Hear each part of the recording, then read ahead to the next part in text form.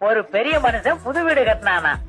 அந்த வீட்டுல இருக்கிறவங்களை எல்லாம் கூப்பிட்டு, நீங்க எல்லாம் காத்தால 6 மணிக்கு புது வீட்டு பக்கம் வந்தா போதும், நான் மட்டும் ராத்திரிக்கு அங்க போய் படுத்துக்கிறேன், அந்த வேலைக்காரியை மட்டும் 3 மணிக்கெல்லாம் அனுப்பிச்சு வச்சிருங்கன்னு சொன்னானா.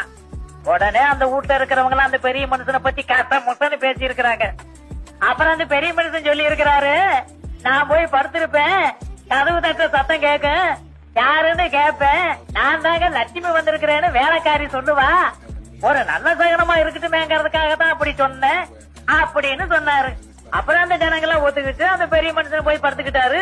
அதே மாதிரி கதவு தட்ட சத்தம் கேட்க, அவர் யாருன்னு கேட்க, நான் தாங்க லட்சுமியுடைய அக்கா வந்திருக்கிறேன்னு பதில் வந்துச்சு. அவ்வளவுதான். பெரிய மனுஷன் பொசுக்குன்னு மாரடிச்சு செத்து போயிட்டாரு. அந்த லட்சுமி வேலைக்காரிக்கு அன்னைக்குங்க உடம்புக்கு செவரியும் இல்லையா, அதனால அவங்க அக்காவை அனுப்பிச்சிருக்கிறா. லட்சுமியுடைய அக்கா யாரு? உதவி இல்ல, உதவி வீட்டு